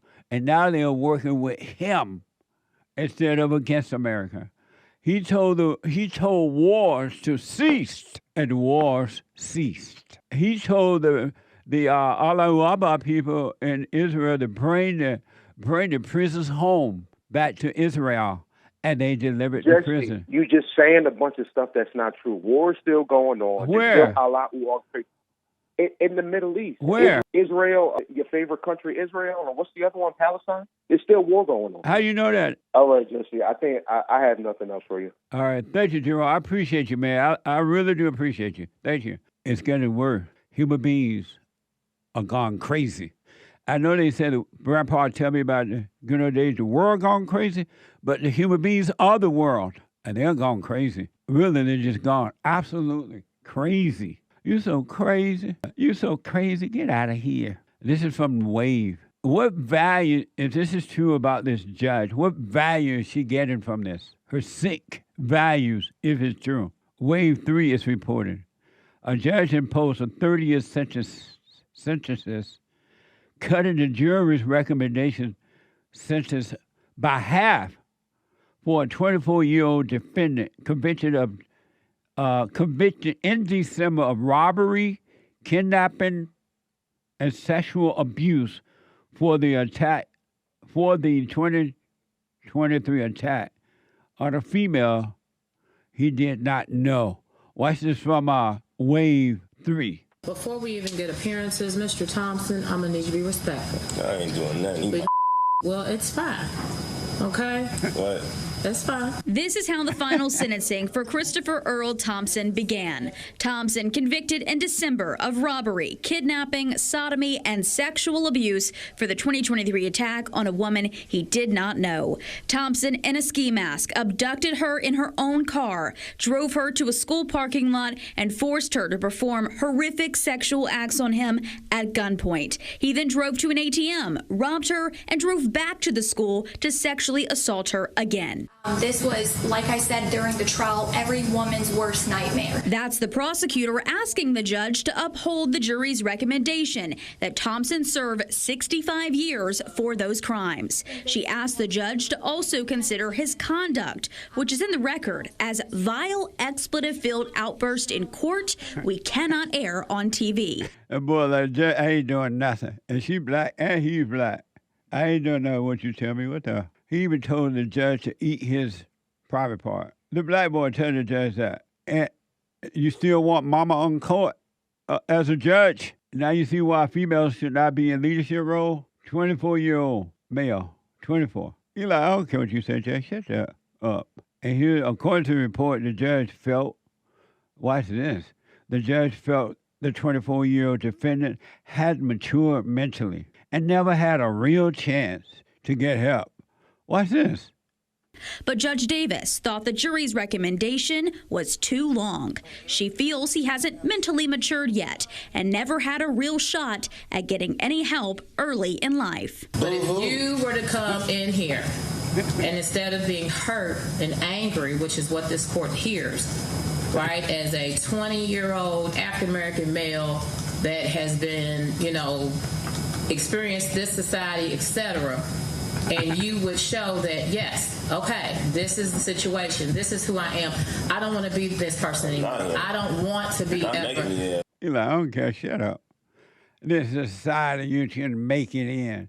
A 24-year African-American in this society you can make. See? And you call the darkness light. If this is true, this woman is pure evil. And the boy like, I don't care. Shut up. What do you mean society I live in? Yeah. He's like going off on this black judge, and she playing mama all the way. They recommended 60-something years of punishment, and the judge's like, no, I'm going to give you 30. Because you have a chance to get help. In this a 24-year-old black male in this society, a black female judge, and you still believe that women should be in leadership role. Every time you listen to the woman, you will suffer. It's just the rule. It's the way it is. Here's the 24-year-old repeatedly stated, he did not care. Watch this. Thompson repeatedly stated he did not care, not about his sentence, the victim, or her family. But Judge Davis emphasized she's the one that holds the pen, and regardless of what the media may think, she applies the law. To her, 65 years was an extremely long time. As she puts it, it's his whole life, one she doesn't believe should be spent entirely behind bars. This court does not believe that Mr. Thompson, if given the resources that he can get while incarcerated, is beyond being rehabilitated. Thompson was sentenced to 30 years in prison, less than half of what a jury of his peers believed he should have received. Amazing. I rest my case. I'm going to give you half of that so you can hurry up and get out and do it again. Because you're a 24-year-old black male, you haven't had a chance in this society. Isn't that amazing? Amazing. But that's what my America has become. This is a DEI judge, and this is what you get because you put her in the judgeship because she's a black female. With that kind of mindset, I thought women or females cared about females. It's your worst nightmare that something like this can happen. And yet a black female judge, according to the report, cut the sentence in half because he's a black male, 24-year-old male. He didn't have a chance in this society. Lying to him, giving him an excuse. How will he get better? The judge said that I didn't have a chance in this society. So that's why I went and, according to the report, raped and robbed and made her go back to her house or wherever they went and do it again. Because the judge said I ain't have a chance. I'm black. A wicked judge, if this is true. A lot of time, they don't serve the whole sentences. Sometimes they cut that in half. That is so true. Grandpa, people gone crazy. Insane. It's just mind-blowing to me that this, according to the report, a black female judge. And this boy telling her, I don't care. Leave me alone. Do what you want. I am a black male in this time or something like that. I'm just wondering if it had been a white male who was accused of doing this to a black female, and the white male got 60 years and was going off on the judge, and the judge was being mama to him. No, I'm gonna cut it to 30 years because you ain't had a chance. I wonder would she has done that had it been a white male accused of doing that to a white female. I'm wondering now, out loud, would she have said to the white male, you're a white male in this society, so I understand it. You just didn't have a chance. You didn't get help. So I'm cutting the 60 years to 30 years. I wonder. Commonwealth of Kentucky versus Christopher Thompson. Before we even get appearances, Mr. Thompson, I'm gonna need you to be respectful. I ain't doing that. Excuse you? Well, it's fine. Okay? What? It's fine. Yeah. Because at the end of the day, I'm the one with the pen. I don't care. Are you hearing this? Are you hearing? Sure. So you just told me eat your and you called me a sucker twice. My mom's pretty stupid. Abducted a woman, robbed her, and sodomized her twice. I don't have sympathy for nobody. Come in here. Man, I don't have sympathy for you, the victim. I don't care. It's fine. Unfortunately, he fell through the cracks. Amazing. Thank you, Nick. Wow. She being all mama. According to the story that judge gave him, they said the court said 60 years. The jury's like, oh, because you're black and male in this society, I'm going to cut it to 30 years. He up there cursing her out. I don't care. He like, F you, whatever he said. Isn't that amazing? And he called her that name twice. And she's still being mama. Oh, Lord, my baby. What happened to my baby? I'm going to give you 30 years instead of 60 so you can get out and do it again or even worse. What's wrong with the blacks? It's Manhood Hour. And I haven't heard one civil rights leader, one so-called black lawyer leader. I haven't heard one black politician, or a liberal white politician. I haven't heard one black victim in the mind only, cry racism, or saying that this man is wrong, or fighting to help him get this done. And he's black. And not one black person, meaning those race hustlers, have stood up and said, you know what, this man is right. Not one. But he stood up. And he told the truth about this situation. I don't know how he think about other situations. But he's right about this situation I'm about to show you from Grok. This is a 2021 viral video clip of a black father just addressing Colorado Spring School Board, rejecting critical race theory, better known as CRT, as a tool that revive racism by instilling grievances in children based on ancestral history rather than promoting unity. Watch this from X. I am the direct descendant of the North American slave trade. On my mother's side, my ancestors were enslaved in Alabama. On my father's side, we were enslaved in Texas. I am not oppressed. I'm not oppressed, and I'm not a victim. I'm neither oppressed nor a victim. I travel all across this country of ours, and I check into hotels, and I fly commercially, and I walk into retail establishments, and I order food in restaurants. I go wherever I want, whenever I want. I am treated with kindness, dignity, and respect, literally from coast to coast. Amazing, huh? That's what I'm talking about. They lying to you, black people. Your black people are lying to you, and they making up false histories too. The liberals are lying to you. The right-o Republicans are lying to you. The father added that he has 3 children and has taught them they are victims of 3 things. He told his children, according to the report, they are victims of 3 things: their own ignorance, laziness, and poor decision making. Watch this for Max. I have 3 children. They are not oppressed either, although they are victims. I've taught my children they are victims of 3 things: their own ignorance, their own laziness, and their own poor decision making. That is all. My children,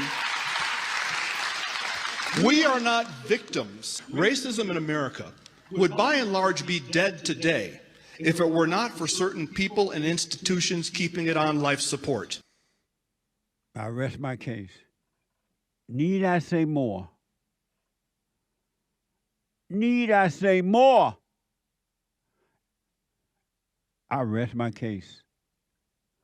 You can be free, or you can live in the imprisonment of your own mind. I had this one thing I want to show y'all. And because it's Manhood Hour, this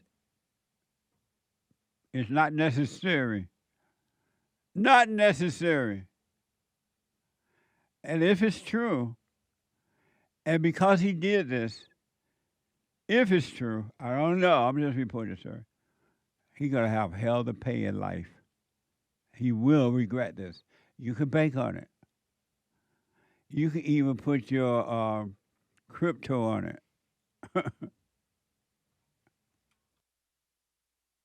This is from Peoples.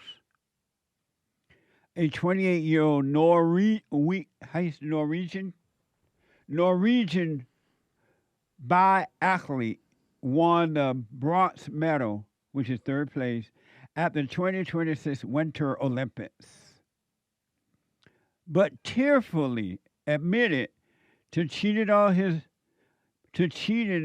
on a romantic partner, quote unquote, partner, during a live televised interview. Watch this from Euromedia News. Norwegian biathlete Sturla Holm Lægreid's moment of Olympic triumph was overshadowed by a deeply personal confession during his post-race interview. After securing the bronze medal in the demanding men's 20-kilometer individual event at the Winter Olympics, a visibly emotional Lægreid spoke to Norwegian broadcaster NRK. He revealed that just 3 months into a 6-month relationship with a woman he described as the love of my life, and the most beautiful and kindest person in the world, he had committed his biggest mistake by cheating on her. With clear anguish, Lægreid stated, "There's someone I wanted to share this with who might not be watching today." He poignantly contrasted his athletic achievement with his personal failure, tearfully declaring, "I had a gold medal in my life. I only have eyes for her." He admitted uncertainty about his motives for the public confession, but expressed a profound wish to have shared his podium moment with her. Lægreid characterized the preceding week as the worst of his life, overwhelmed by regret. Beta! Now that's a beta. And he lived. If he get this woman back, it's over. He should lay down his skiing thing. But women ski too, so I guess it's fine. Beta male ski. What a mess.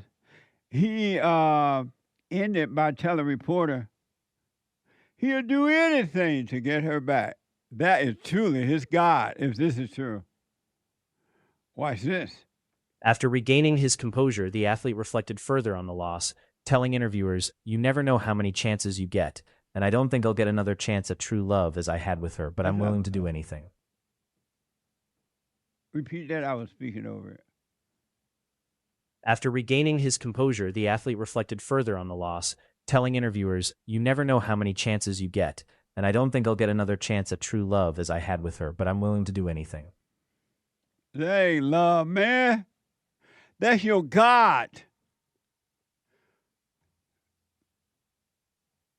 What a mess. I wonder what she's thinking now. Oh, Lord, I got him. What a mess. And when you think about this guy who think that he's God or thought that he was God, CBS News is reporting that Richard Marcus Colbert, speaking of Bible Thought for Thursday, Richard Marcus Colbert, or Colbert. Is it Colbert? Let me look. Colbert, better known by his stage name of I Heart Memphis, was arrested after a SWAT standoff in Plantation Monday. Overnight, a family member told CBS News Miami that they have been trying to get Colbert help for days. Colbert allegedly told the officers that he was God. Watch this from X. Don't kill me, my hands up. My hands up. Look. My hand. Whoa. Get away from my house. I don't need help. I need water. Not Coca-Cola, not AIDS and red meat. I'm God. Look at me walk across this grass. No. I'm fast like lightning. I will speed off on your cracker. Get in the sun. Get in the sun. Man, y'all can't see. It's me, the Messiah. 1, 2, 3. I don't need MONEYY because I got the Y in me. Shut up, you cracker. Did I tell you don't speak? Do you not see I'm the real G.O.D.? I'm finna shut y'all down because I don't worth shut material things. I am he. Woo! Look at this crown. These are real diamonds. I'm finna shut this down. Wow. He was live streaming from his apartment or his house, according to that report. And here's a news report on that from WPLG Local 10. Calvin, loved ones were concerned for Richard Colbert's safety. He's also a well-known rapper, goes by the stage name I Heart Memphis. Police were called to the scene here. There was an hours-long standoff that wrapped up earlier this morning. And take a look at all the damage left behind following that standoff. You can see a garage door completely ripped off, a Tesla on its side there. And yes, the rapper did stream the incident on Instagram Live. Take a look. I don't got no gun. I'm live. A man barricaded inside a plantation home. Streaming it live on Instagram late Monday night. They throwing bombs? They doing? Police have identified him as 32-year-old Richard Maurice Colbert. Family members say he's a rapper known as I Heart Memphis with more than 700,000 followers on Instagram. Earlier on Monday, a welfare check was conducted at the rapper's home off Pine Island Road as loved ones described erratic behavior. What's up? What's the next question? When it was all said and done, the home was left in disarray. A garage door ripped off, a Tesla on its side, windows on the home broken.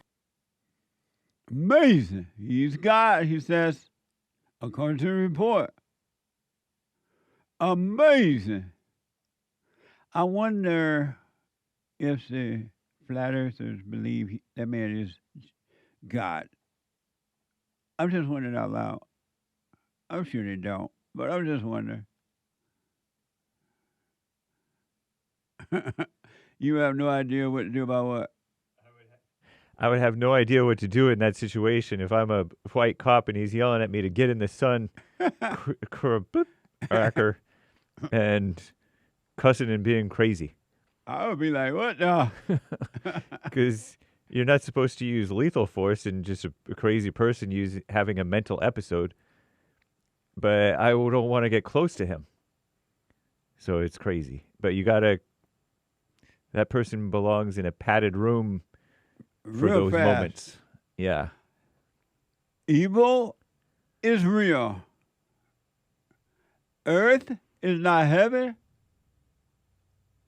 And man is not God. What the? Amazing. Did you hear about this Democrat female? This is from Fox News. She appears to be a mess. I wonder if she's going to make it. This Democratic LaMonica, who is McIver, who is currently facing charges related to interfering with ICE officers at a detention facility is facing strong pushback online over her line of questioning to ICE agent Director Todd Lyons. And a heated hearing on Tuesday. Here's what she had to say from Fox News. Watch this. Mr. Lyons, do you consider yourself a religious man? Yes, ma'am. Oh, yes. Okay, well, how do you think Judgment Day will work for you with so much blood on your hands? I'm not going to entertain that question. Oh, ma'am. okay, of course not. Do you think you're going to hell, Mr. Lyons? I'm not going to entertain. Of course not. How many government The gentlelady will agencies- suspend. The How many- gentlelady will suspend. Chairman? A gentlelady will suspend. As I said, the issues we're debating here are important to ones that members feel deeply about. Thank you, While Chairman. vigorous disagreement is part of the legislative process, members are reminded that we must adhere to established standards of decorum and debate. The witnesses are here voluntarily, and I will continue to remind members that while oversight is important, aggressively attacking those witnesses personally is inappropriate and not in keeping with the traditions of our committee. Mr. Chairman, I'm just asking a question. You guys are always talking about religion here in the Bible. I mean, it's okay for me to ask a question, right? But let me continue on. I got your note. All right, the gentlelady may resume. Thank you so much. Let me get back to my question, Mr. Chairman. Thank you. I appreciate you. What an evil heifer, huh? Looking up from hell, asking somebody, are you coming down here?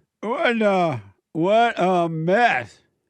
You still want blacks involved in your politics, in your government, in your police departments, in your schools, in your job, your businesses?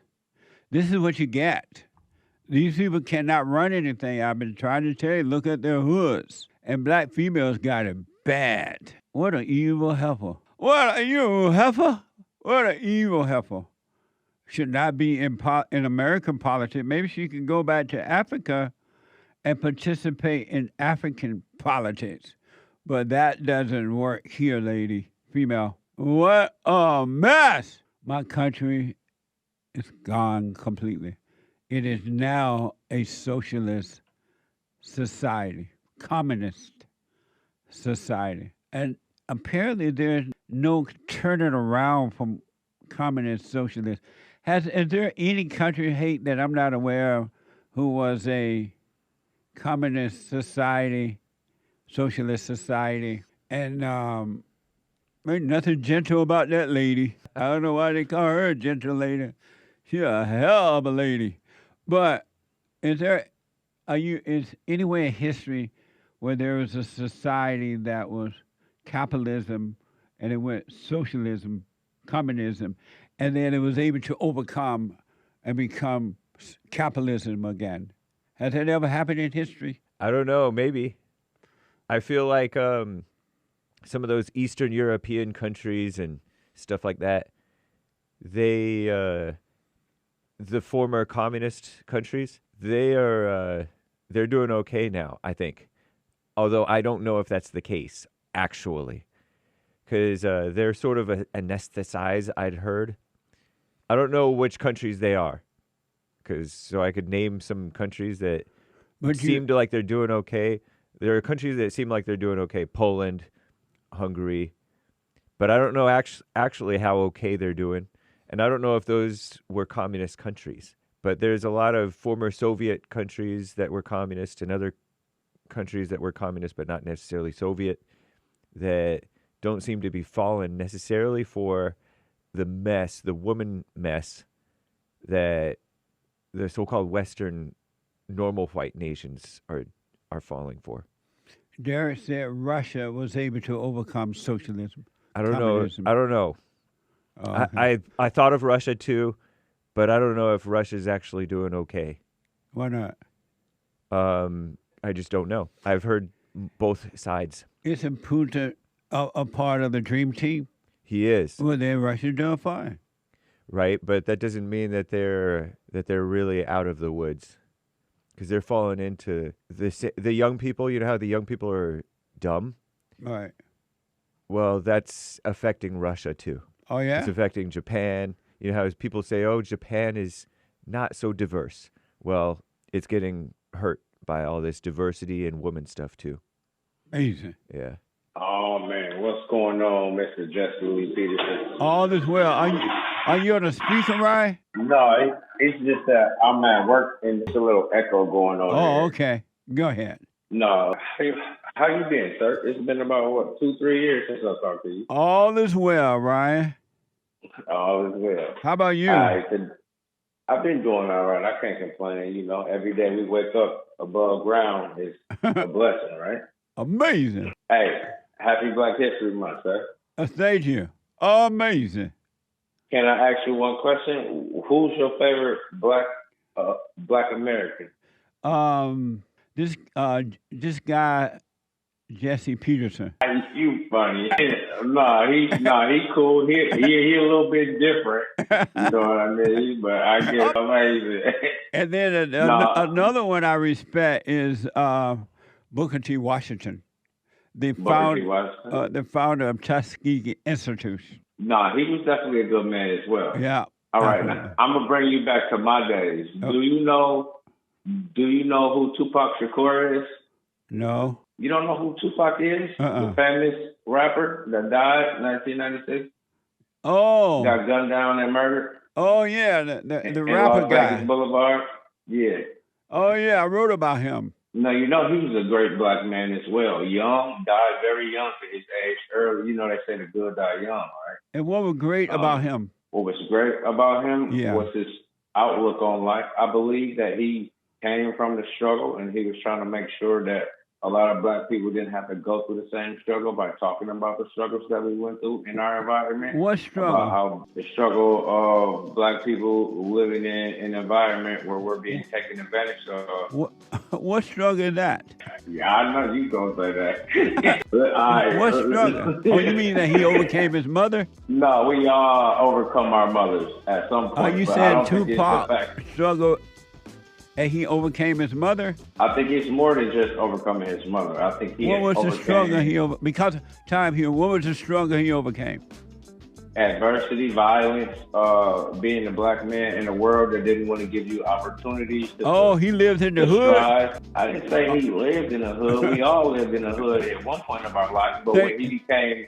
Thank you, Ryan. I appreciate it, buddy. Back in a moment. Amazing. And don't forget to like, follow, tweet, subscribe, and share the Jesse Lee Peterson radio show, folks. We really appreciate it. We are at war. It is a spiritual battle for the soul of America. And it's going to take all of us to do it.